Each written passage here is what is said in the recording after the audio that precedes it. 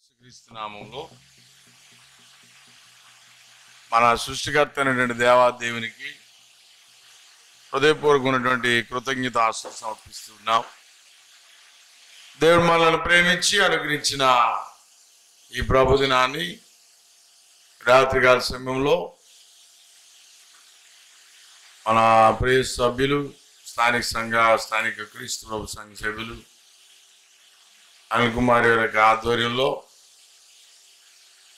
అది ఈ ప్రాంతంలో స్వార్థ వాక్యం ప్రకటించబడాలని ఉద్దేశించి మరి దీని కొరకు ప్రార్థించి కనిపెట్టగా దేవుడు అనుకూలమైనటువంటి వాతావరణం మనకు అనుగ్రహించి మనందరినీ ఇలాగను సమకూర్చి దేవుని యొక్క వాక్యాన్ని మనందరం పంచుకోవడానికి కృపను అనుగ్రహించినందుకు దేవునికి స్తోత్రం సమర్పిస్తున్నాం. ఈ కార్యక్రమానికి ఆహ్వానించబడి దేవుని వాక్యమందులో విశేషమైనటువంటి అపేక్ష కలిగి ఇక్కడ చేరొచ్చినటువంటి సహోదరులకు సోదరులకు యవనస్తులకు యవనరాండ్రికి ప్రత్యేక వందనాలు తెలియజేస్తున్నాను. విశేషంగా ఈ కూడికని ఇలాగనే ఏర్పాటు చేయట్లో మరి ఇక్కడికి అనగా వారి గృహం దగ్గర ఏర్పాటు చేయడానికి ఇష్టం చూపించిన ఆశీర్వాద మాస్టర్ కుటుంబానికి వందనాలు ప్రత్యేకంగా తెలియజేస్తున్నాను. దేవుని యొక్క వాక్యాన్ని సందర్భానుసారంగా మాట్లాడుకోవడం అనేది దేవుడు మనకిచ్చిన ఒక గొప్ప ఆశీర్వాదం. ఈ ఆశీర్వాదం కొలది మనం మాట్లాడుకోబోతున్నా లేదా మాట్లాడుకున్న విషయాలు అక్షరాల దేవుని యొక్క పరిశుద్ధ గ్రంథాన్ని ఆధారం చేసుకుని మనం మాట్లాడుతున్నాం. పరిశుద్ధ గ్రంథం అని పిలువబడడం ద్వారా ఆ గ్రంథం తన యొక్క ప్రత్యేకత గురించి తనకు తానుగా మాట్లాడుకుంటుండగా ఆ గ్రంథాన్ని పరిశుద్ధ గ్రంథంగా మనం పిలవడం ద్వారా ప్రపంచంలో ఉన్నటువంటి ఆ గ్రంథానికి మాత్రమే ఉన్నటువంటి ప్రత్యేకత మనందరం కూడా చాటగలుగుతున్నాం. గ్రంథాలు అనివంటివి చాలా ఉన్నాయి, చాలా మంది రాశారు, రాస్తూనే ఉన్నారు, ఎప్పటికప్పుడు కొత్త ఆవిష్కరణలు వస్తూనే ఉన్నాయి.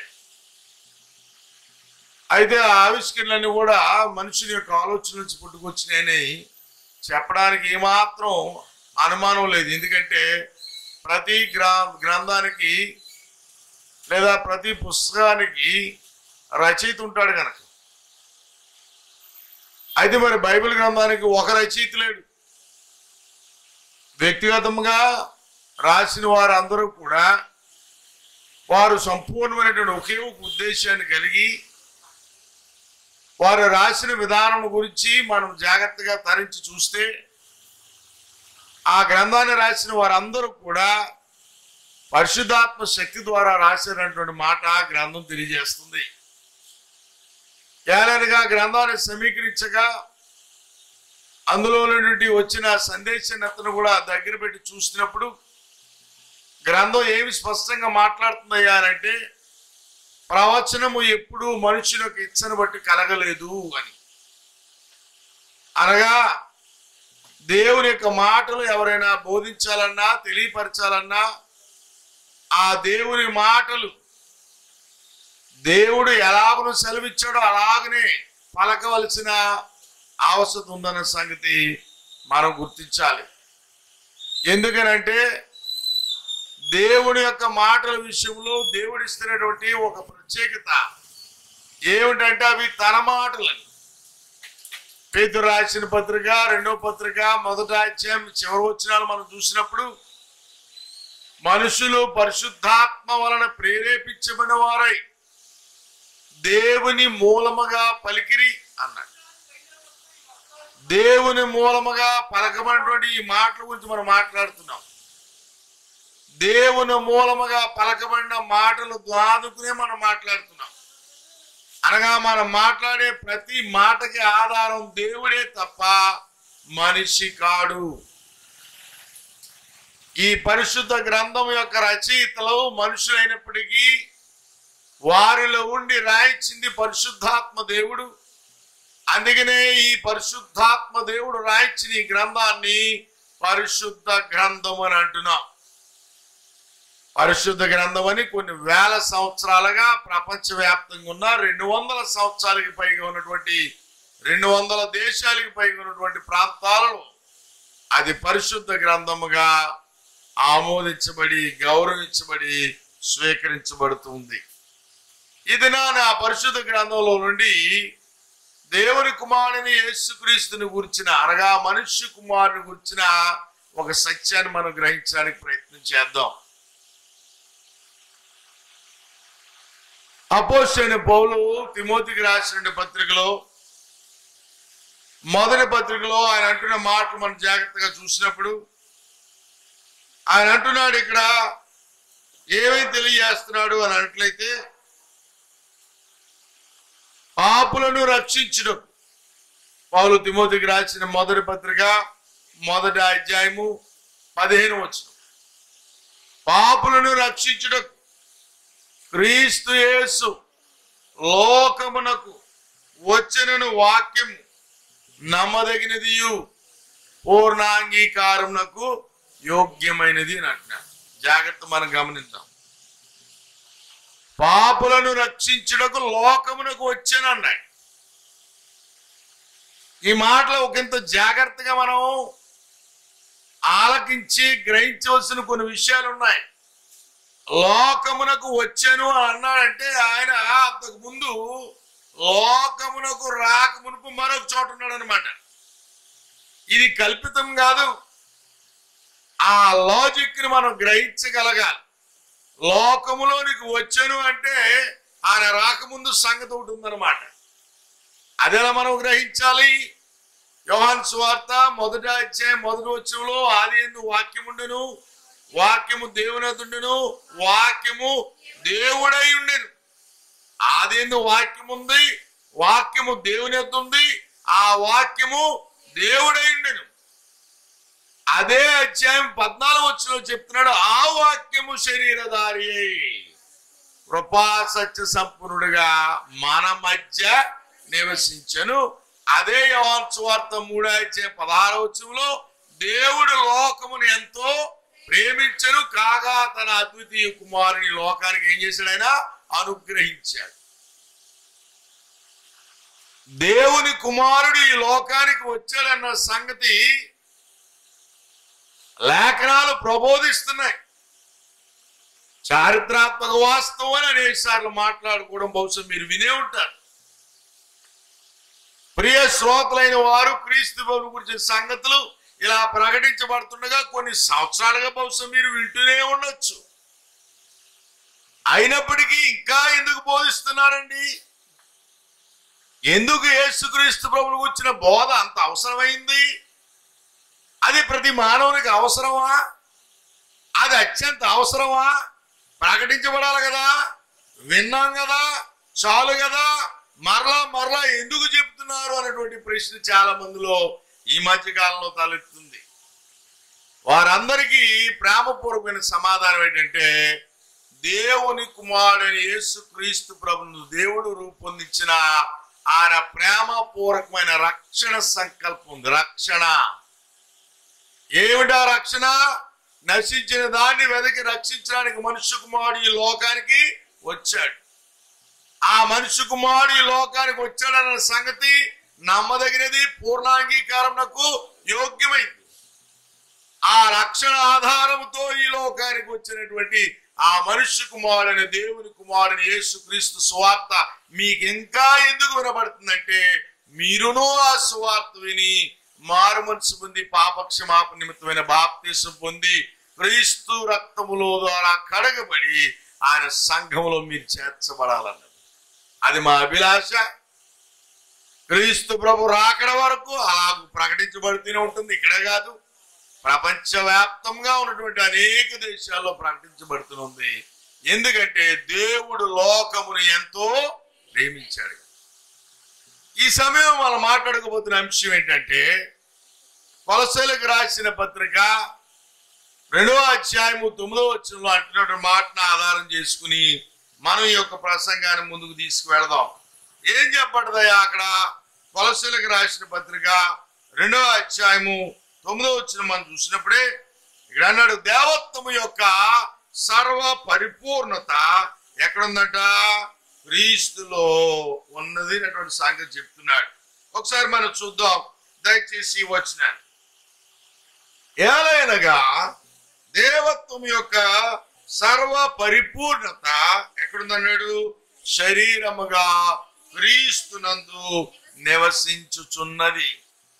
దేవత్వం యొక్క సర్వ పరిపూర్ణత క్రీస్తునందు నివసిస్తుంది అనేటువంటి సంగతి చెప్తున్నాడు. ఎలాగా? శరీరముగా అనగా యేసు క్రీస్తు ప్రభు అని పిలువబడుతుంది. ఈయన శరీరధారిగా ఉన్నాడు.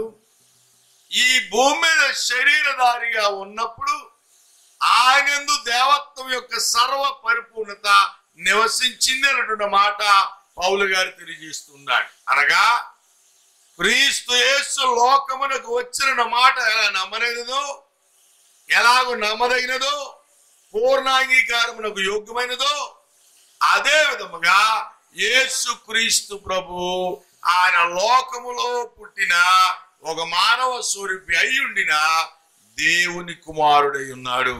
ఏలనగా దేవత్వం యొక్క సర్వ పరిపూర్ణత శరీరమందు ఆయనలో ఏమవుతుంది?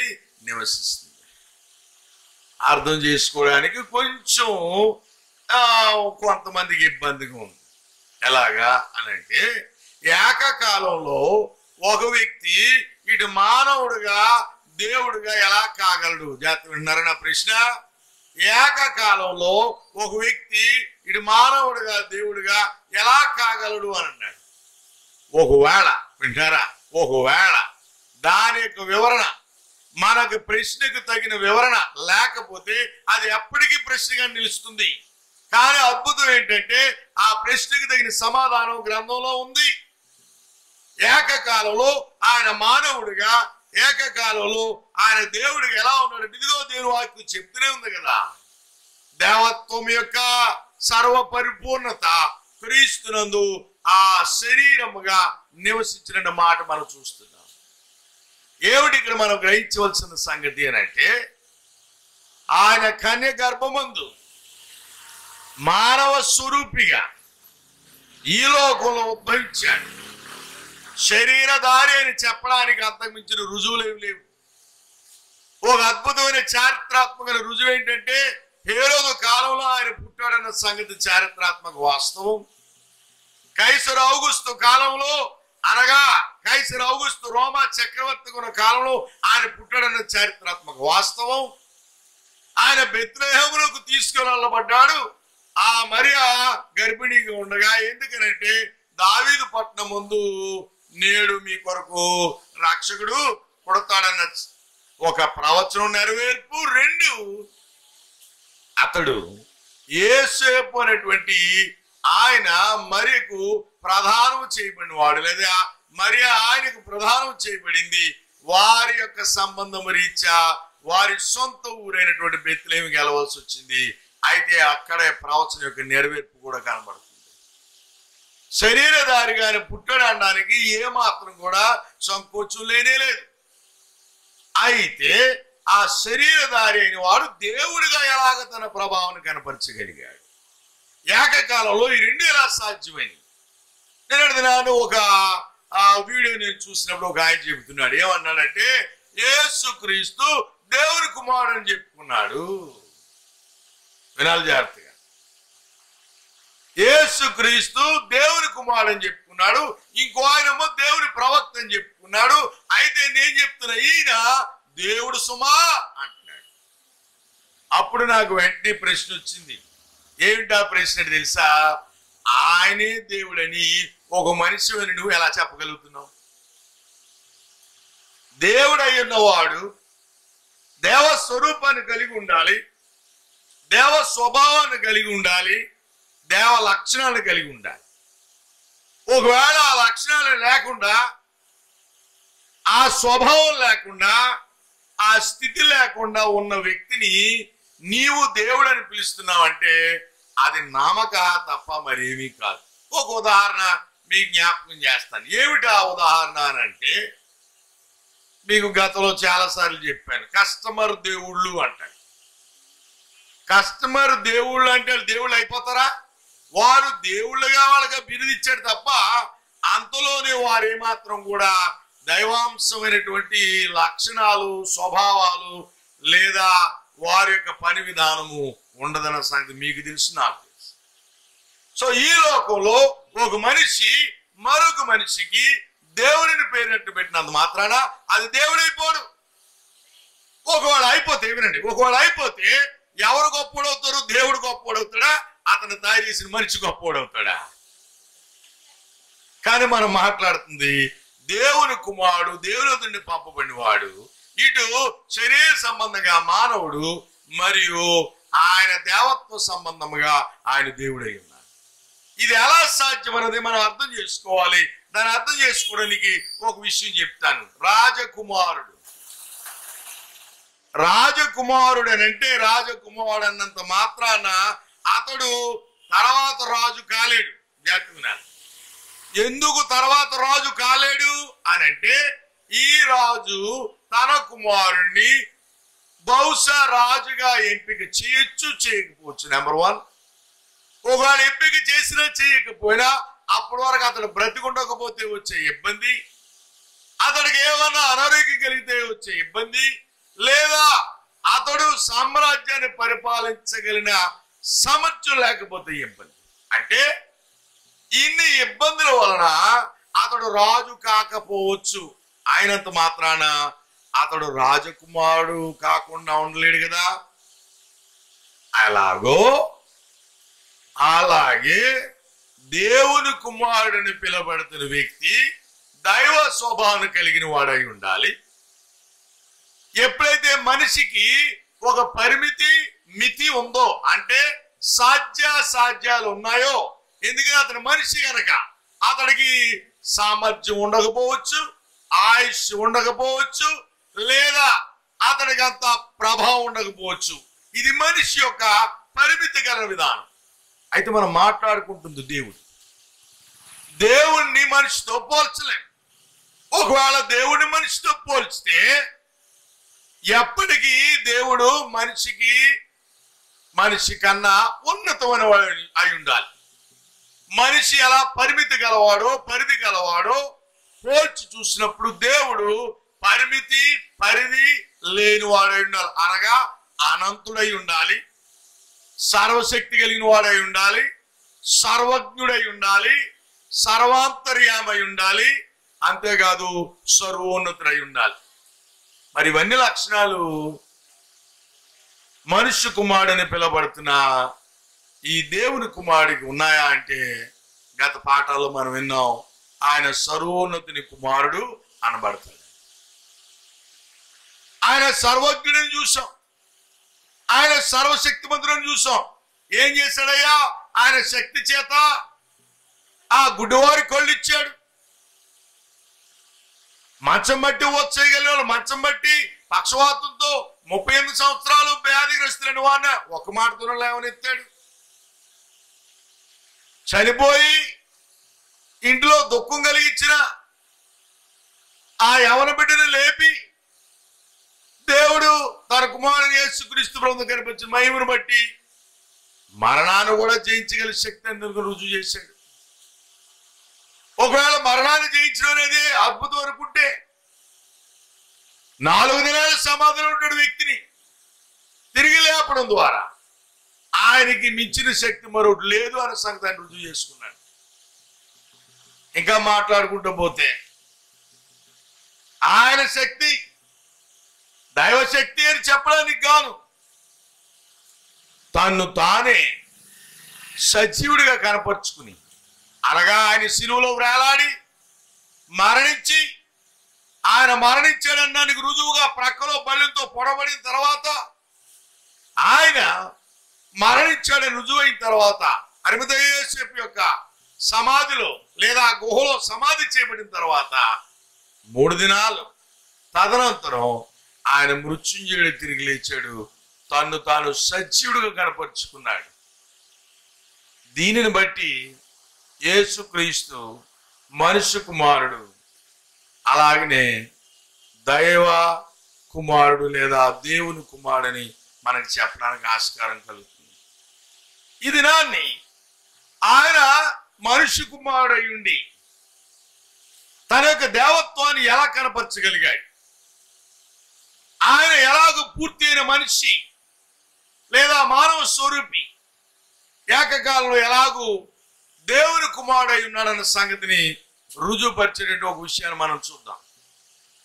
ఆయన లోకంలో జీవించినప్పుడు శరీరధారిగా ఆయన జీవించిన జీవిత విధానంలో కొన్ని మాటలు మనం చూద్దాం.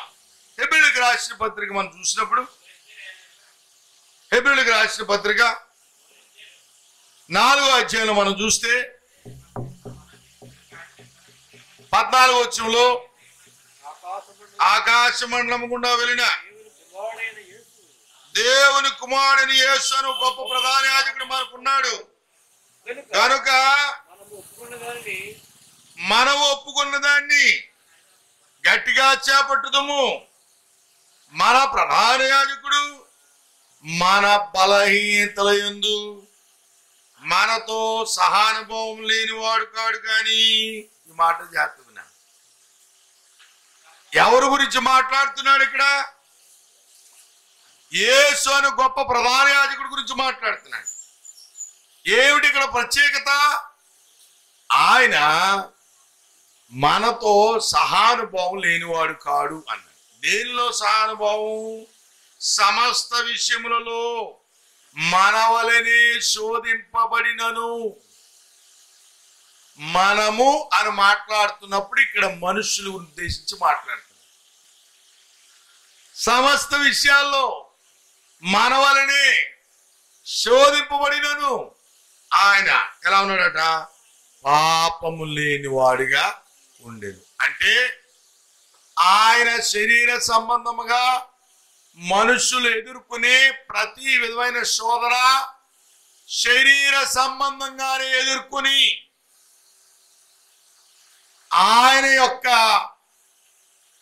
ప్రేమ పూర్వకమైనటువంటి ఏర్పాటులో తన పవిత్రతను కాపాడుకుంటూ పాపము లేనివాడు ఉన్నాడు. అంటే ఇక్కడ నేను చెప్పాలనుకున్న పాయింట్ ఏంటంటే, ఆయన దేవుడై ఉన్నాడు కనుక తనకి శోధన కలిగినప్పుడు దేవత్వం బట్టి దాన్ని ఎదిరించుంటాడని బహుశా అనుకుంటారేమో. కాదు, శరీర సంబంధంగానే ఆయన శోధనలు ఎదుర్కొని శరీర సంబంధంగానే వాటిని అధిగమించి పాపము లేని స్థితిని, తన నీతిని కనపరిచి తన్ను తానే పరిశుద్ధుడిగా కనపరుచుకున్నాడు. ఆయన శరీరమందు తన యొక్క సంపూర్ణమైనటువంటి దేవత్వపు స్థితిని ఆ విధముగా ప్రదర్శించాడు. ఏలనగా ఆయన పాపము లేనివాడు ఉన్నాడు. మనుషులు ఎవరో పాపం లేనివారు కాదు. అనేక మార్లు శోధించబడుతున్నారు. శరీరాశ, నేత్రాశ, ఈ లోక సంబంధించినటువంటి డంబముతో కూడిన జీవితంతో శోధించబడుతున్నారు. తద్వారా పాపం చేస్తున్నారు. అలాగనే యేసుక్రీస్తు ప్రభు వారు కూడా శోధించబడ్డాడు. ఆయన శోధించబడినప్పుడే, విన్నారా, ఆయన శోధించబడినప్పుడే ఒక మనిషిగానే శోధించబడ్డాడు. ఆయన ఎదుర్కొన్నప్పుడే ఒక మనిషిగానే ఎదుర్కొన్నాడు. ఆయన అధిగమించినప్పుడే ఒక మనిషిగానే అధిగమించాడు తప్ప దైవ సంబంధమైన తనకున్నటువంటి ఆ సామర్థ్యమును గాని ఆ శక్తిని గాని దేన్ని ఆయన ఉపయోగించలేదు. అదే యేసుక్రీస్తు ప్రభు యొక్క ప్రత్యేకత. ఈ సంగతి చాలా మంది ఎరగని వారికి ఉన్నారు. యేసు ప్రభు ఈ లోకంలో ఉండగా యోహాను సువార్త 4వ అధ్యాయంలో మనం చూసినప్పుడు ఆయన దాహమునకు నీళ్ళిమ్మని అడుగుతున్నాడు. దీన్ని బట్టి మనకి ఏమర్థం అవుతుందంటే, శరీర సంబంధముగా మనుషులకు ఎదుర్కొనేటువంటి పరిస్థితిని ఆయన ఎదుర్కొన్నాడు. ఏంటది? దాహం. ఇది దేవుడికి ఉంటుందా?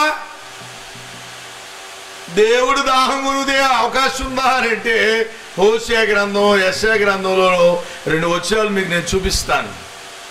ఆ 2 చోట్ల కూడా అలాగనే కీర్తన గ్రంథం 50వ కీర్తన, అలాగనే 121వ కీర్తన చూసినప్పుడు ఈ 4 సందర్భాల్లో కూడా దేవుడు తన యొక్క ప్రత్యేకతను చెప్తాడు. ఏమిటి ఆ ప్రత్యేకత అంటే దేవుణ్ణి మనుషులతో పోల్చడం కానీ, మనుషు సంబంధమైన కోరికలు తీరికలు కానీ దేవుడికి ఉండవనేటువంటి సంగతి చెప్తున్నాడు. అయితే ఇక్కడ యేసుక్రీస్తుని ఈ మనుష్య కుమారుని చూస్తున్నాం. ఈ మనుష్య కుమారుడుకు ఏం వేసిందంట? దాహం వేసిందంట. అంతేకాదు లోకాసు వార్తలో 4 అధ్యాయాలు, అలాగే యోహాను సువార్తలో మనం చూసినప్పుడే ప్రాముఖ్యంగా లోకాసు వార్తలో ఆయన ఆకలి కొన్నాడన్న సంగతి మనం చూస్తున్నాం. ఆయనకి దాహం వేసింది, ఆయన ఆకలి కొన్నాడు.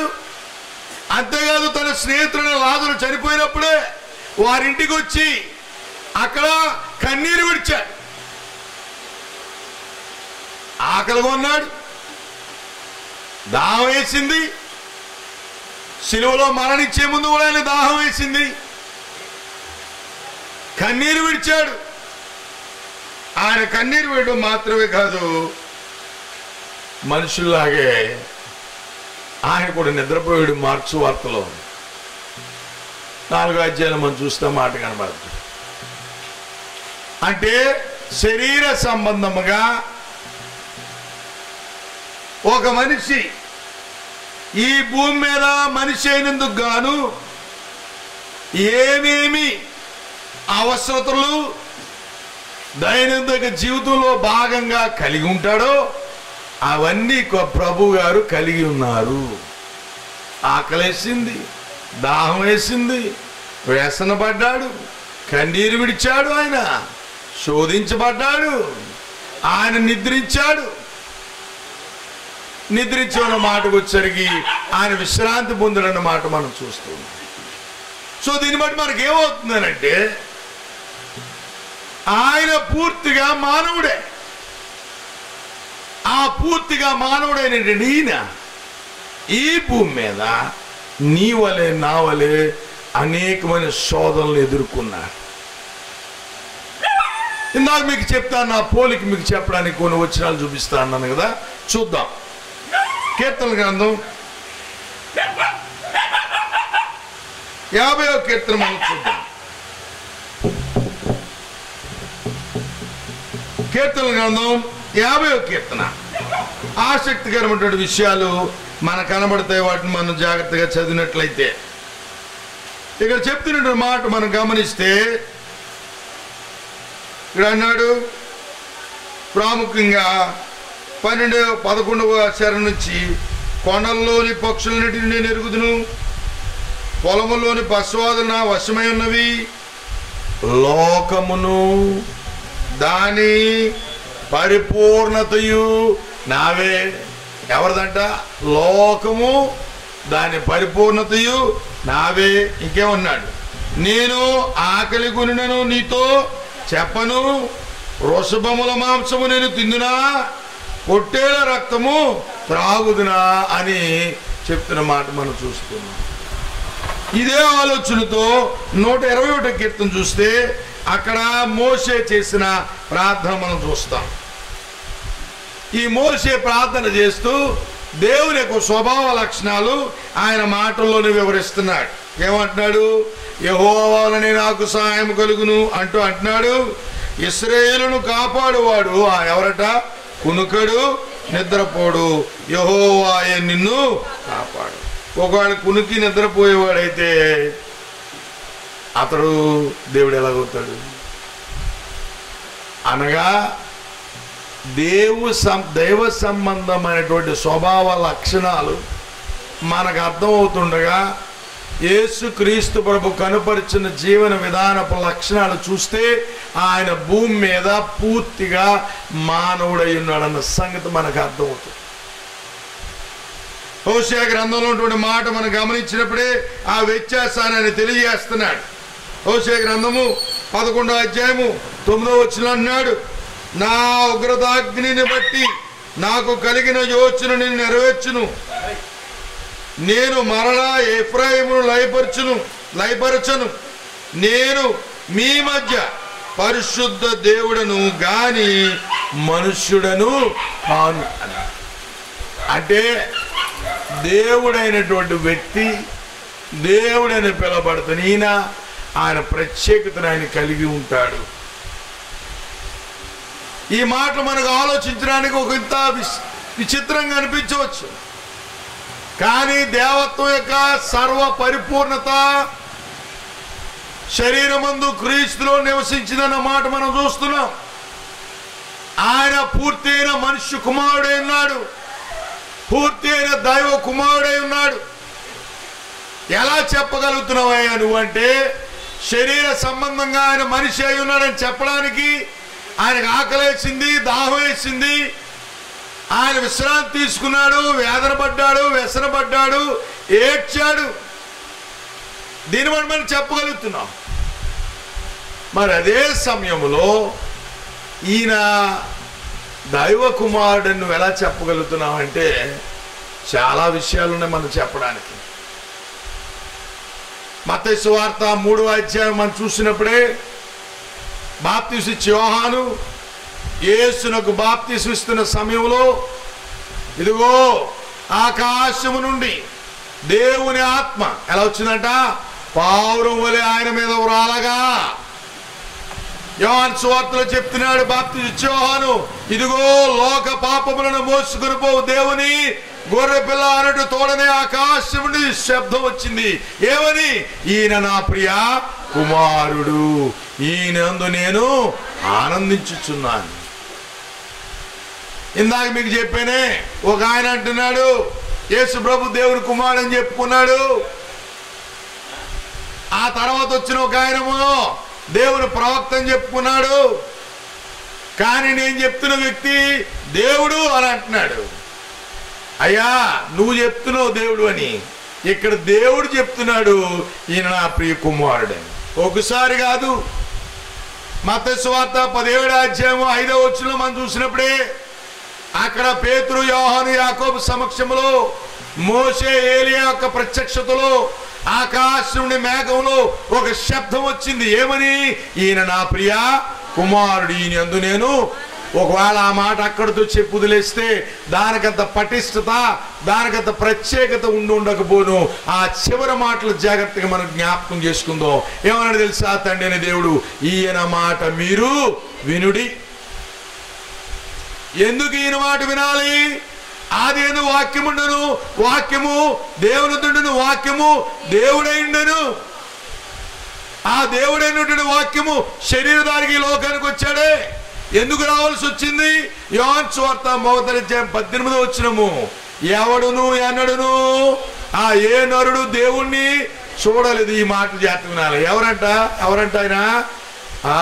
జాగ్రత్తగా వినాలి. యోహాను సువార్త 1వ అధ్యాయం 18వ వచనము, ఏ నరుడు ఎన్నడు ఎవరిని చూడలేదట?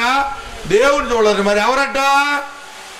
అద్వితీయ కుమారుడు. ఎక్కడ?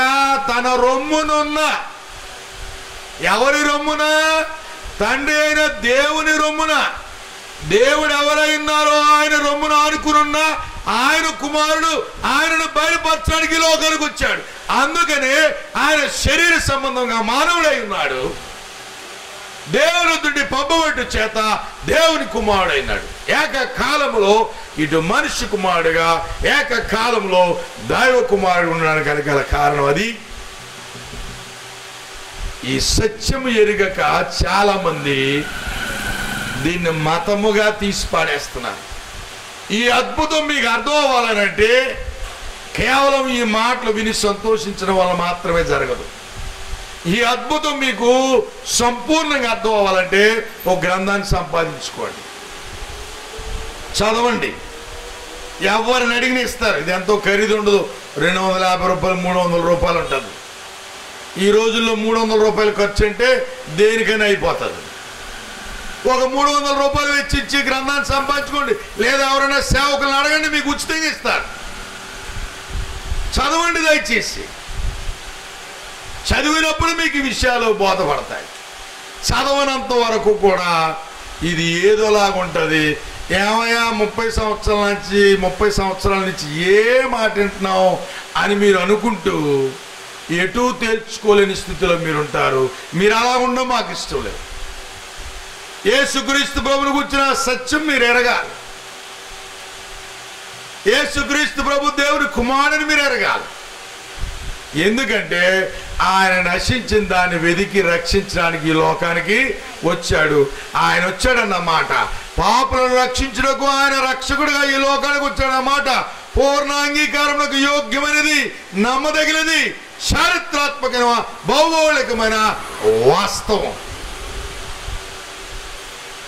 అటువంటి సత్యం మీ ముందు వినబడుతుండగా దయచేసి దీన్ని చులకనగా ఎంచకండి. దేవుని వాక్యంలో శక్తి ఉంది, అది మీకు ఆరోగ్యం కలగజేస్తుంది. దేవుని వాక్యంలో శక్తి ఉంది, అది మీకు నెమ్మదిని కలగజేస్తుంది. ఈ రోజుల్లో నమ్ముతున్నారు. అయితే అవి భౌతిక సంబంధం అవసరాలు. బహుశా అవి ఎవరైనా లోక సంబంధాలు తీర్చచ్చేమో, కానీ పాపములను తప్పించగలిగిన శక్తి ఈ లోకంలో ఏ మానవుడికి లేదు. అది కేవలము దేవుని కుమారుడైన యేసుక్రీస్తు ప్రభువుకు మాత్రమే అనుగ్రహించబడింది. వింటున్నారా? పాపాలు క్షమించే శక్తి కేవలము దేవుడు తన కుమారుడు యేసుక్రీస్తు ప్రభువుకు మాత్రం ఇచ్చాడు. చదువుదాం మత్తయి సువార్త 9వ అధ్యాయం. మత్తయి సువార్త 9వ అధ్యాయం చూసినప్పుడే ఈ అద్భుతమైన మాట మనకు కనబడుతుంది. ఏం చెప్తున్నాడు ఆయన? 5వ వచనంలో, మీరెందుకు మీ హృదయంలో దురాలోచనలు చేయుచున్నారు? నీ పాపములు క్షమించబడిన చెప్పుడు సులభమా, లేచి నడుమని చెప్పుడు సులభమా? అయినను పాపములు క్షమించుటకు భూమి మీద మనుష్య కుమారునికి ఏం కలదంట? అధికారము కలదు. వింటున్నారా? పాపాలు తీసేయమంటే తీసేయడానికి అవకాశం లేదండి. క్రైస్తవ చరిత్రలో కొంత విపత్కరమైనటువంటి కాలం కొంతకాలం సాగింది. రోమన్ క్యాథలిక్ అనేటువంటి మత విశ్వాసము కలిగినటువంటి ఆ మతాచార విధానంతో కూడిన క్రైస్తవ్యం కొన్ని వందల సంవత్సరాల ప్రపంచాన్ని ఏలింది. ఎక్కడికి బ్రిటిషు వారు వెళ్ళి ఆయా దేశాల్ని వారు అదుపులోనికి తెచ్చుకున్నారో అక్కడికి వెళ్ళిన ప్రతి చోటకి ఈ మిషనరీస్ వెళ్ళడం జరిగింది. అందులో ఎక్కువ శాతం ఈ రోమన్ క్యాథలిక్ వారు. వీరు వెళ్ళి బైబిల్ని దాచి వారి సొంత విధానాలను బోధిస్తూ ప్రాముఖ్యంగా పాపాలు క్షమించే శక్తి పోపుకి ఇవ్వబడిందనేటువంటి ఒక చెడ్డ బోధన తీసుకొచ్చారు. ఇప్పటికీ కొంతమంది దాన్ని నమ్ముతారు. దానికి దేవుని వాక్యం అంగీకరించదు. ఇదిగో మీకు ఇప్పుడు చూపిస్తున్నాను కదా. ఏం చెప్పాడు ఇక్కడ?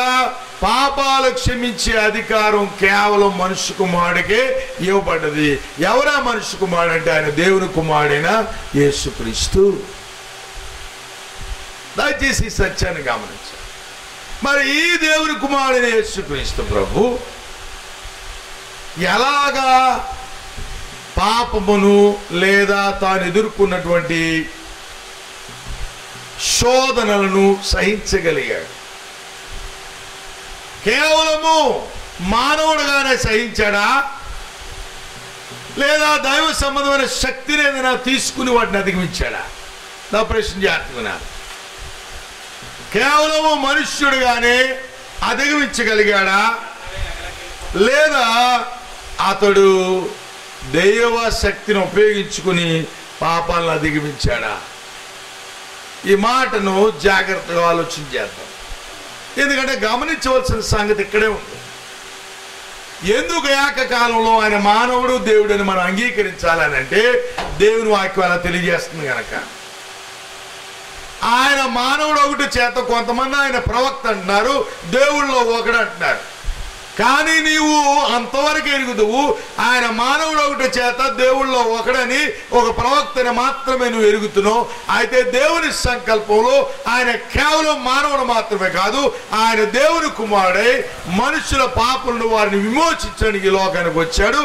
అందుకని ఆయన చెప్తున్నాడు, నేనే మార్గము సత్యము జీవము అనగా నిత్య జీవం అయినాను, నా ద్వారా తప్ప ఎవరో తండ్రి దగ్గరికి రారు అనగా నిత్య జీవాన్ని స్వతంత్రించుకోవాలని తెలియజేస్తున్నారు. ఈ సత్యం అర్థం అవ్వాలంటే ఆయనను కేవలం మానవుడైనటువంటి దృక్పథంతో నువ్వు చూస్తే ఆయన ఎప్పటికీ అర్థం కాడు.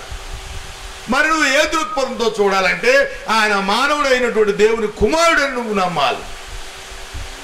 ఎలా సాధ్యమవుతుందనంటే ఆయన ఎలాగను శోధించబడి ఆ శోధనలు అధిగమించడం మనం చూసినప్పుడు ఆ విషయాలు మనకు అర్థమవుతాయి.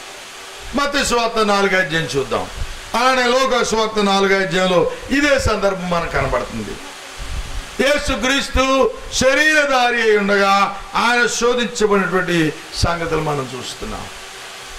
ఈ లోక సంబంధముగా మానవ రీత్యా ఎదుర్కొనేటువంటి కలిగి ఉండేటువంటి శరీర సంబంధమైనటువంటి యావ అనగా దాహము, ఆకలి, నిద్ర మరియు కన్నీరు, అలసట ఇవన్నీ ఆయన ఎదుర్కొన్నాడు. అవన్నీ శరీర సంబంధంగా ప్రతి ఒక్కరూ జీవించేటువంటి క్రమంలో ఎదుర్కొనేవే, ఎదురు చూసేవే. దాన్ని బట్టి ఆయన పూర్తిగా మానవుడని చెప్పడానికి అనుమానం లేదు. మరి ఆయన పూర్తిగా మానవుడై ఉండి కూడా మానవాళ్ళనే శోధించబడినప్పుడు మనమేమో పాపం చేస్తున్నాం, ఆయన మాత్రం పాపం చేయకుండా ఉన్నాడు. ఎలా సాధ్యమైంది? మనం శోధించబడినప్పుడు విస్మరించిపోతున్నాం, మనం శోధించబడినప్పుడు తప్పిపోతున్నాం, మనం శోధించబడినప్పుడు లొంగిపోతున్నాం, మనం శోధించబడినప్పుడు తట్టుకోలేకపోతున్నాం, శోధించబడినప్పుడు బెదిరిపోతున్నాం. మరి ఈయనేమో శోధనను బెదిరించగా ప్రతి శోధనని ఎదుర్కొని ఎలాగూ జయించగలిగాడు అంటే అనుమానం, ఒకవేళ దైవశక్తినైనా వాడా, లేదా దైవ సంబంధమైనటువంటి విధానంలో దాన్ని ఎదుర్కొన్నాడా, లేదా మానవుడిగానే ఎదుర్కొన్నాడా? ఒకవేళ మానవుడిగానే ఎదుర్కొంటే మరి మనమేమో ఎదుర్కొని జయించలేకపోతున్నాం. అతను ఎలా జయించగలిగాడు? ఓహో, ఆయన జయించగలిగాడంటే ఆయనలో మనం గుర్తించవలసిన ప్రత్యేకత ఏదో ఉందన్నమాట. మానవాతీతుడుగా ఆయన కార్యం జరిగించాడా, ఒక మానవుడుగానే ఎదుర్కొన్నాడా అంటే చూద్దాం. మత్తయి రాసిన సువార్త 4వ అధ్యాయం 1వ వచనంలో, అప్పుడు యేసు అపవాది చేత శోధించబట్టు ఆత్మ వలన ఎక్కడ కొనుపోబడ్డాడట? అరణ్యమును కొనుపోబడిను. 40 దినములు 40 రాత్రులు ఉపవాసం ఉండిన పిమ్మట, జాగ్రత్త వింటున్నారా, ఒక సాధారణమైన మనిషి ఏమీ తీసుకోకుండా బ్రతకగలిగిన దినాలు 40. బహుశా అందుకనే దీన్ని చేసి చూపించాడు. ఈ 40 మాట మోషే జీవిత చరిత్రలో మనకు కనబడుతుంది, ఏలియా జీవిత చరిత్రలో కూడా మనం చూడగలుగుతాం. 40 దినాలు ఉపవాసం ఉన్నారు దైవభక్తులు. ఈ లోకములో ఇలాంటి ఉపవాసం ఉండేటువంటి క్రమం మనకి దైవ గ్రంథం తెలియజేస్తూ ఉంది. ఇదిగో ప్రభు వారిని గురించి మనం చూస్తున్నాం. ఆయన 40 రాత్రింబగళ్ళు ఉపవాసం ఉన్నాడు.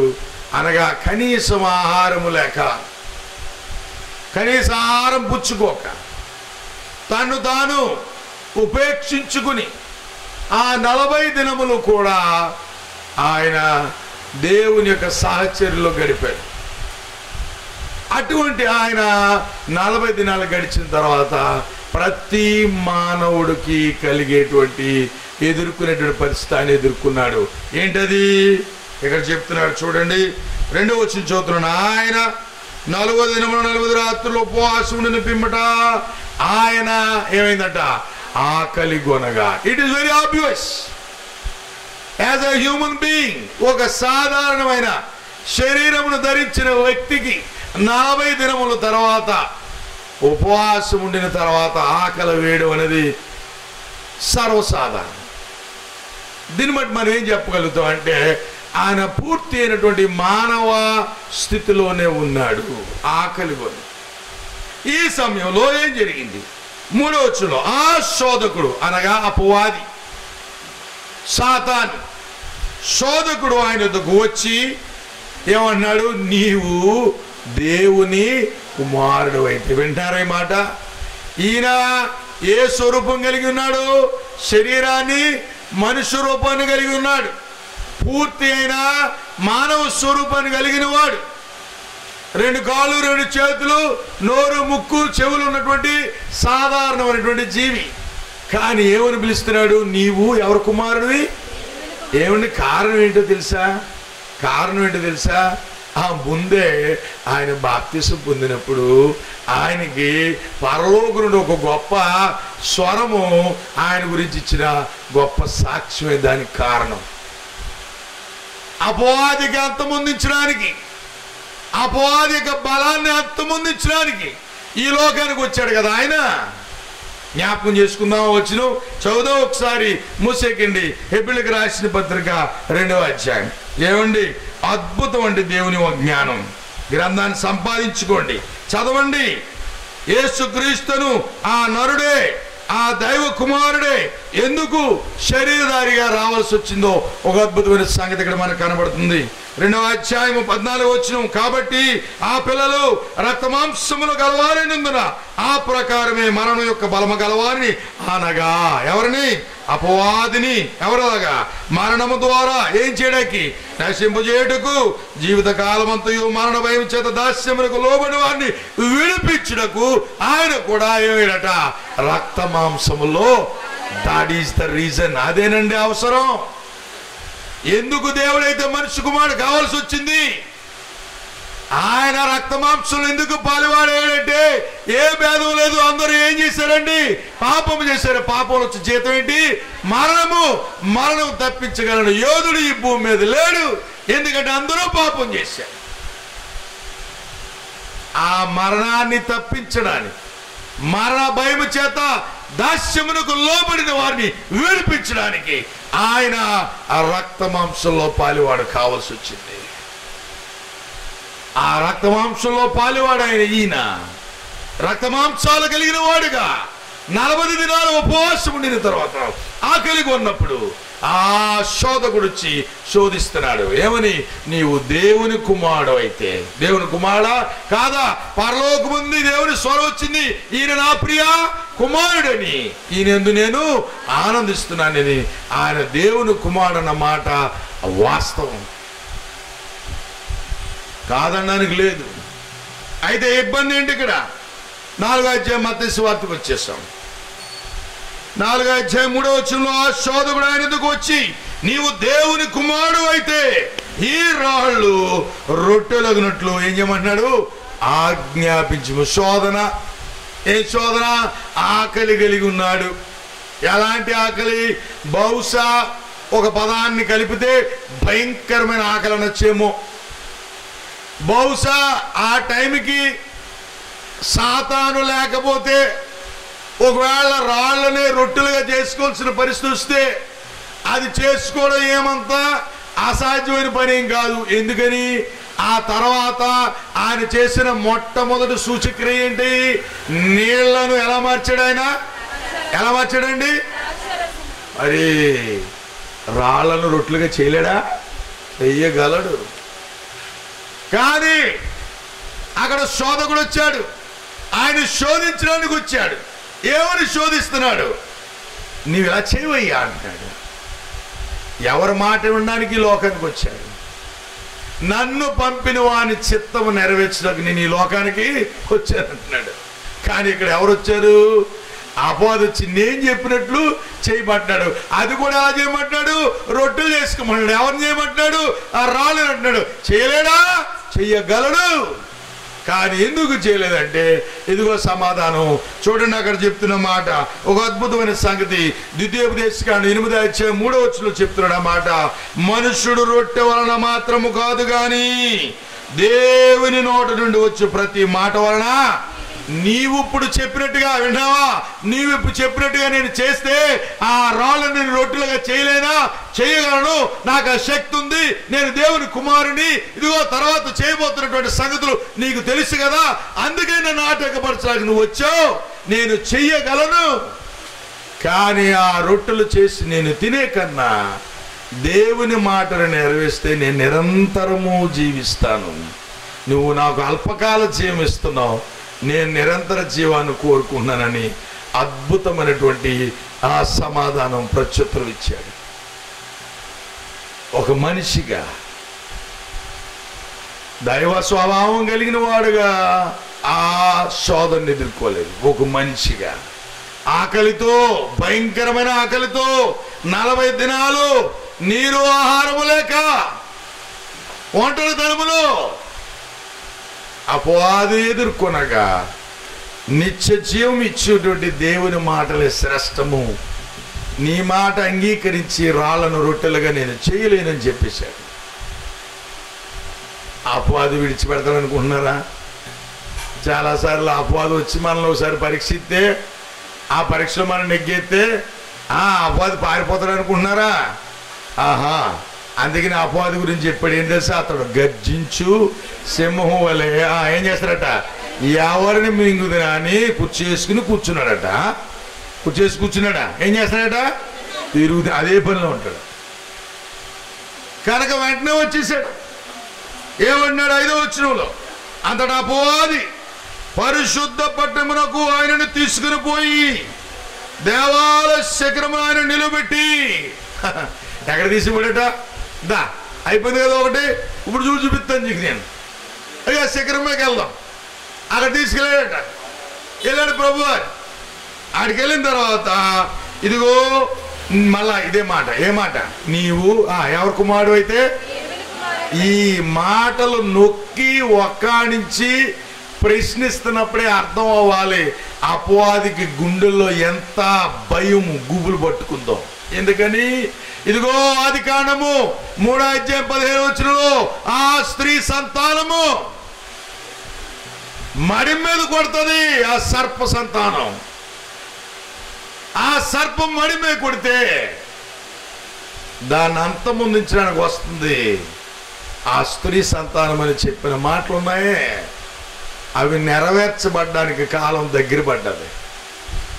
అది నెరవేరుతున్న సంగతి అపవాది కనబడుతుంది. ఎలాగైనా అతన్ని తప్పించడానికి శోధిస్తున్నాడు. ఎలా శోధించాడు? ముందు ఆకలితో చూపించాడు. ఇప్పుడు వచనం తీసుకొచ్చి బాణం వేస్తాడు. ఏ వచనము? 90వ కీర్తనలో కనబడుతుంది మనకు ఆ వచనం. ఏంటి? ఆయన నిన్ను గూర్చి తన దూతలకు ఆజ్ఞాపించును. 91వ కీర్తన 11వ శరణం 12వ శరణంలో ఉందన్నమాట. ఆయన నిన్ను గూర్చి తన దూతలకు ఆజ్ఞాపించును, నీ పాదం ఎప్పుడైనను రాతికి తగలకుండా వారును నిన్ను చేతులతో ఎత్తుకుందని వ్రాయబడిందని ఆయనతో చెబితే అందుకు యేసు అంటున్నాడు, బాబురే ఏంటి? మరలా ద్వితీయోపదేశకాండంలో మాట చూపించాడు. 6వ అధ్యాయం 16వ వచనం. ద్వితీయోపదేశకాండం మనం చదువుతున్నాం కదా, ఈ మాటలను మనం చదివాం గమనించినట్లయితే. 6వ అధ్యాయం 16వ వచనంలో ఏముంది? ఇక్కడ ప్రభు అయిన నీ దేవుడు నీవు ఏం చేయకూడదట, శోధింపవలదని మరొక చాట రాయబడింది. నీకు తెలుసా? నువ్వు నన్ను ఎందుకు శోధిస్తున్నావు? నీవు నన్ను శోధించి అపరిమితముగా ఇబ్బంది పెట్టి నన్ను నేను రుజువు చేసుకోవాలని నువ్వు నాకు రేపుతున్నావు. నేను ఆల్రెడీ రుజువు చేసి చేయబడ్డాను. పరలోకము నుండి ఒక స్వరం వచ్చేసింది. నా తండ్రి సాక్ష్యం ఇచ్చేశాడు. ఏమని? నేను ఎవరి కుమారుడని. మరి నువ్వేంటి అడుగుతున్నావు? దేవుని కుమారుడైతే రుజువు చేసుకో, దేవుని కుమారుడైతే రుజువు చేసుకొని. ఆల్రెడీ నేను దేవుని కుమారుణ్ణి, నేను దేవుని వద్దనే వచ్చాను. ఇదిగో నా తండ్రి సాక్ష్యం ఇచ్చాడు, నేను దేవుని కుమారుడిని. మరలా నువ్వెందుకు నన్ను శోధించి మరలా అడుగుతున్నావు? ఇట్ ఈస్ ప్రూవెన్, రుజువైంది. ఇక చివరికి చూడండి ఏ పరిస్థితి వచ్చేసింది. 8వ అధ్యాయం 8వ వచనంలో మరలా అపవాది ఎవరితనో గర్జించు సింహం వలె ఏమంట ఎవరిని మిరుగుగా తిరుగుతాడట. ఈయన అంటున్నాడు చూడండి, మరలా అపవాది మిగులు ఎత్తైన ఒక కొండ మీదకి ఆయనను తోడుకొని పోయి ఈ రాజ్యములన్నిటినీ ఇంకో మాట ఏంటి, వాటి మహిమను చూపి. ఎఫెసీ పత్రిక 2వ అధ్యాయం ప్రకారము ఈ లోక సంబంధమైన రాజ్యాలన్నిటికి కూడా అధిపతి అపవాదే, అనగా వాయుమండల సంబంధమైన అధిపతి. ఈ లోక రాజ్యములు అనగా ఈ లోక సంబంధమైన పాపయుక్తమైనటువంటి రాజ్యం అంతా కూడా అపవాదికి చెందిందే. వాటిని చూపి ఏమన్నాడట, వాటి మహిమను ఆయనకు చూపి ఏమన్నాడు, నీవు నాకు ఏం చేయాలి చెప్పట్లేదు చాలా మంది. ఏం చేయాలి చూడండి, బైబిల్లో ఉందా? ఎదురొచ్చేస్తుందా? మరి మాట్లాడరా, ఊదున్నారు ఇలాగ కొంతమంది. ఏముంది అక్కడ? నీవు సాగిలపడి నాకు నమస్కారము చేసిన యెడల వీటన్నిటిని ఎవరిస్తారంటున్నారు? ఎవరి కుమారుడినా దేవుని కుమారుడి దగ్గరకు వచ్చి, బాబు నువ్వు నా కాళ్ళకు మొక్కితే ఎన్ని నీకు ఇస్తానంటే ఆయన్ని హేళన చేస్తాడు. ఈయనకి తెలుసు. యోహాను సువార్త 17వ అధ్యాయంలో ఆయన ప్రార్థన చేస్తే ఏమంటున్నాడో చూడండి ఒకసారి. యోహాను సువార్త 17వ అధ్యాయంలో ప్రభువారు ఆయన అప్పగించబడక మునుపు ఆయన చేస్తున్న అద్భుతమైన ప్రార్థన పరిస్థితి మనం చూడగలుగుతాం. ఆయన ప్రభువారు ప్రార్థన చేస్తూ ఆయన అంటున్న మాట, ఒక అద్భుతమైన మాట ఇక్కడ మనకు కనబడుతుంది. ఏమంటాడు? ఆయన ప్రార్థన చేస్తూ అంటున్నాడు 4వ వచనంలో, చేయుటకు నీవు నాకు ఇచ్చిన పని నేను సంపూర్ణముగా నెరవేర్చి ఏం చేశాను? భూమి మీద నిన్ను ఏం చేశాను? నేను మహిమపరిచితిని తండ్రి. లోకము అందరూ చెప్పాలి. ఎప్పుడిది? లోకము పుట్టక మునుపు అపవాదిని శోధించడానికి భూమి మీదకి వచ్చాడే. ఆ భూమి మీద ఇతను కన్యగర్భం పుట్టినటువంటి ఒక మనిషి కుమారుడిగా ఉన్నాడే, యేసపు కుమారుడిగా ఉన్నాడే. ఆ యేసపు కుమారుడిగా భూమి మీద ఉన్నా ఆ భూమి ఉంది చూసారా, ఆ భూమి పుట్టక మునిపే ఏంటట? నీ వద్ద నాకు ఏ మహిమై ఉండెనో. ఆల్రెడీ ఈయన మహిమ నుండి వచ్చిన వాడే. ఆల్రెడీ ఈయన ఆ మహిమ నుండి వచ్చిన వాడే. దేవునితో సమానముగా ఉన్నట్టు విడిచిపెట్టకుండా భాగ్యం ఇచ్చుకోలేదు. ఫిలిప్పీ పత్రిక 2:5 వచనంలో దేవునితో సమానంగా ఉన్న స్థితి. అలాగే మత్తయి సువార్త 26వ అధ్యాయంలో ఇదిగో యోధే పెద్దలు అడుగుతున్నారు, నువ్వు దేవుని కుమారుడితో మాకు చెప్పమంటే ఇదిగో ఆకాశము తెరబొట్టయు మనుష్య కుమారుడు దేవుని కురుపార్శ్వమున ఆసీనుడంటే మీరు చూస్తారు. రాజులకు రాజు, ప్రభులకు ప్రభు, ప్రతి వాణి మోకాలు యేసు నామమును వంగునట్లుగా, ప్రతి వాణి నాలుక యేసును ప్రభువును ఒప్పుకున్నట్లుగా దేవుని సంకల్పం ఉంటే, ఈ అపవాది వచ్చి నువ్వు దేవుని కుమారుడు అయితే నాకు నమస్కారం చెయ్యి. ఏంటి దేవుని కుమారుడు ఎవరికి నమస్కారం చేయాలట? అపవాదికి నమస్కారం చేయాలట. అవి నేను చేస్తాడట, ఈ రాజ్యాలను ఇచ్చేత నేను మహింపరిచేస్తానంటున్నాడు. ఇటువంటి శోధన ఆయన ఎలా ఎదుర్కొన్నాడో చూడండి. 4వ అధ్యాయం అక్కడ చెప్తున్నాడు, యేసు వానితో, సాతానా పొమ్ము, ప్రభు అయిన నీ దేవునికి మ్రొక్కి ఆయనను మాత్రము సేవింపాలి. ఈ మాట కూడా ద్వితీయోపదేశకాండం 6వ అధ్యాయం 13లో మనం చూడగలుగుతాం. నీ దేవుడిని యెహోవాకు మ్రొక్కి, ఓ ఇశ్రాయేలు వినుము, నీ దేవుడిని యెహోవాకు మాత్రమే మొక్కాలి. ఎందుకంటే ఆయన మాత్రమే ఉన్నవాడు, ఆయన మీ దేవుడు. అదే మాట ఇక్కడ జ్ఞాపకం చేస్తా అన్నాడు. బాబు, ఈ భూమి మీద ఉండగా ప్రతివాడు పరిశుద్ధుడును సర్వోన్నతుడును సృష్టికర్త ఉన్నవాడైన దేవునికి మొక్కాలి, నీకు కాదని చెప్పినప్పుడు చూడండి అక్కడ అంతటా అపవాది ఆయనను ఏం చేశాడట? విడిచిపోయి. అనగా గర్జించు సింహం వలె మృంగుదామని వచ్చిన ఇతను 3 సార్లు ఆయన్ని ప్రేరేపించినప్పటికీ స్థితిగతులను బట్టి, మహిమను బట్టి, తన బలహీనతైన ఆకలిని బట్టి ఆయనను భ్రమపెట్టినను ఇతడు భ్రమపడక దేవుని చిత్తాన్ని బట్టి నిలబడ్డాడు. చివరగా మత్తయి సువార్త ఇందాక సహోదరుడు చదివినిపించాడు. ఏమన్నాడు చూడండి. మత్తయి సువార్త 26వ అధ్యాయం 36వ వచనం మనం చూసినప్పుడే ఆయన చేస్తున్న చివరి ప్రార్థన లేదా శిలువకు అప్పగించబడక మునుపు చేస్తున్న ప్రార్థన మనం చూడగలుగుతాం. ఏం చెప్తున్నాడు ఇక్కడ అన్నాడు 38వ వచనంలో, యేసు మరణమగునంతగా నా ప్రాణము బహు దుఃఖములో ఉన్నది, మీరు ఇక్కడ నిలిచి నాతో కూడా మెలకుగా ఉండి ప్రార్థనలో పాలు పొందమని చెప్పి ఆయన ప్రార్థన చేస్తున్నాడు. ఏమంటున్నాడు ఆయన? తండ్రి, నా తండ్రి, సాధ్యమైతే ఈ గిన్నె నా యొద్ద నుండి తొలగిపోనిమ్ము. సాధ్యమైతే, if it is possible are by any chance, ఏమైనా చివరి అవకాశం ఉంటే, ఎవరైనా ఉరి శిక్ష వేసే ముందు మన ఇండియన్ పీనల్ కోర్టు ప్రకారం క్షమాభిక్ష ఉంటుంది. అది మన దేశ రాష్ట్రపతి ప్రెసిడెంట్కి మాత్రమే అధికారం ఉంటుంది. ఆ క్షమాభిక్ష అతను ఇవ్వగలిగితే, అది ఇవ్వగలిగింది కేవలము రాష్ట్రపతి. అది అతడు ఇవ్వగలిగితే ఉరి శిక్ష వెంటనే రద్దు అయిపోద్ది. అతనికి మించిన అధికారం మరొకరికి లేదు. అతడి మాత్రమే తప్పించగలడు. ఇదిగో ఆ సిలువను ఏర్పాటు చేసిన ఆ దేవుడే ఆ సిలువను తప్పించగలడు. ఆ కఠినమైన మరణాన్ని ఏర్పాటు చేసిన దేవుడే ఆ మరణాన్ని తప్పించగలడు. విధి రూపకమైనటువంటి దేవుని యొక్క సంకల్పం తప్పించగలిగిన ఆ స్థితి మరలా దేవునికే ఉంటుంది. కనుక ఆ దేవుణ్ణి అడుగుతున్నాడు, తండ్రి నీ చిత్తమైతే ఈ పాత్ర నా ఎదురు నుండి తొలగించు అన్నాడు. అక్కడే మరలా విధేయత కనబడుతుంది. అయినను నీ చిత్తమే సిద్ధించునుగా.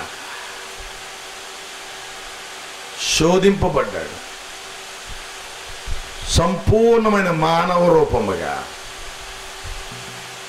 శరీర సంబంధమైన ప్రతి విధమైనటువంటి ఇబ్బందిని ఎదుర్కొన్నాడు. ఆకలి, దాహము, కన్నీరు, ఏడ్పు, దుఃఖము, ఎడబాటు, ఒంటరితనము, నిద్రలేమి, అలసట ఎదుర్కొన్నాడు. అంతకు మించి ఆయన దేవుని కుమారుడు అయినప్పటికి కూడా, నువ్వు దేవుని కుమారుడు అయితే నిన్ను నువ్వు కనపరుచుకున్నటువంటి, నిన్ను నువ్వు రుజువు చేసుకున్నటువంటి మాట మరలా నొక్కి అతన్ని రేపుతున్నప్పుడు కూడా అతడు ఏమాత్రము కూడా, ఎంత అద్భుతమైన సాక్ష్యం యేసుక్రీస్తు ప్రభుది. చివరిగా పేతురు పత్రికను మనం చదువుకుందాం. పేతురు పత్రికలో మాట్లాడుతున్న మాటలు మనం గమనించినట్లయితే, మొదటి పత్రిక 2వ అధ్యాయంలో 21వ వచనంలో, ఎందుకు బాధపడ్డాడండి ఈయన? ఇక్కడ అన్నాడు, క్రీస్తు మీ కొరకు బాధపడి మీరు తన అడుగుజాడేది నడుచుకున్నట్లు మీకు ఏముంచిపోయాడు? మాదిరి ఉంచిపోయాను. ఆయన పాపము చేయలేదు, ఆయన నోటను ఏ కపటము కనబడలేదు, ఆయన దూషింపబడి బదులు దూషింపలేదు, ఆయన శ్రమ పెట్టబడి బెదిరింపక న్యాయముగా తీర్పు తీర్చు దేవునికి తన్ను తాను అప్పగించు. ఎందుకని? మన పాపముల విషయమై చనిపోయి. అందుకండి ఆయన రక్త మాంసములు కలిగిన వాడుగా ఎందుకు జీవించాడు? ఎందుకు మన వల్లే శోధించబడ్డాడు? ఆయన ఎందుకు శోధించబడవలసి వచ్చిందంటే, ఆయన శోధించబడి పాపాన్ని అధిగమించి, పాపాన్ని జయించి, పాపం ద్వారా వచ్చేటువంటి ఆ మరణాన్ని అధిగమించి, మరణ భయము లేకుండా తొలగించి, మరణాధికారము గలవాన్ని నాశనం చేయడానికి ఆయన ఈ లోకంలో శరీరధారిగా జన్మించవలసి వచ్చింది, జీవించవలసి వచ్చింది. ఆయన జీవించి పాపాన్ని జయించి మనందరికీ విడుదల కలగజేశాడు. ఆయన లేకపోతే ఎవరికి పాప విడుదల లేదు. ఆయన లేకపోతే మరణం నుండి విడుదల లేదు. ఆయన లేకపోతే నిత్య జీవం లేదు. ఆయన లేకపోతే ఈ లోకంలో ఆశ లేదు. ఆయన లేకపోతే ఏమీ లేదు. సర్వములో సర్వము తానై ఉండునట్లుగా దేవుడు తన కుమారుడిని యేసుక్రీస్తు ప్రభు ఈ లోకాన్ని పంపించాడు. కనుకనే ఆయన అంటున్నాడు, నేనే మార్గము, నేనే సత్యము, నేనే జీవం. ప్రభు నమ్మండి, మీ పాప నుండి విడుదల పొందండి. పాపను విడుదల మీ భక్తి కార్యంలో జరుగుద్దని అనుకున్నట్లయితే దేవుడు తన కుమారుని పంపవలసిన అవసరం లేదు. 33.5 సంవత్సరాలు భూమి మీద జీవించవలసిన అవసరం లేదు. 3.5 సంవత్సరాలు పరిచయం చేయవలసిన అవసరం లేదు. ఆయన లోకంలో నిందించబడవలసిన అవసరం లేదు, బాధించబడవలసిన అవసరం లేదు. పస్కా పశువుల నలగొట్టవలసిన అవసరం లేదు. పస్కా పశువుల రక్తాన్ని ప్రోక్షించవలసిన అవసరం లేదు. దయచేసి అవన్నీ జరిగినంటే దేవుని ఆలోచన ఉందన్న సంగతి మర్చిపోకండి. ప్రభు నమ్మండి, విశ్వాసం ఉంచండి, మీ మనసులు మార్చుకోండి. మీ పాపాలు క్షమించబడ్డానికి క్రీస్తు రక్తం మిమ్మల్ని పిలుస్తుంది.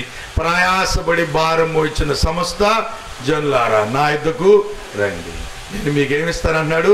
విశ్రాంతి. నేనేమి ఇస్తానన్నాడు? ఆయన రక్షణకి ఇస్తానన్నాడు. మీ పాపాలు క్షమిస్తానన్నాడు. దయచేసి ప్రభు నమ్మి మీ పాపల నుంచి విడుదల కాండి. మీరు ఇంకేమైనా తెలుసుకోవాలనుకున్నారా? దయచేసి మెకోలు క్రీస్తు ప్రభు సంఘం ఎల్లప్పుడూ అందుబాటులో ఉంటుంది. రండి. ప్రతి ఆదివారం ఉదయం 10 గంటలకు ఆరాధన జరుగుతుంది. ప్రతి బుధవారం 7 గంటలకు సాయంకాలం బైబిల్ తరగతి. ప్రతి మంగళవారం మధ్యాహ్నం 2 గంటలకు స్త్రీల తరగతి. ప్రతి ఆదివారం సాయంకాలం యవనస్తుల తరగతి జరుగుతుంది. దేవుని వాక్యం నేర్చుకోండి, రక్షించబడండి, నిత్య జీవ ప్రాప్తులు కావాలని కోరుతున్నాను. శ్రద్ధగా మీ అందరికి హృదయపూర్వక వందనాలు. దేవుడు మన వినికిడిలో ఈ వాక్యమును ఫలింపజేయను గాక. ఆమేన్.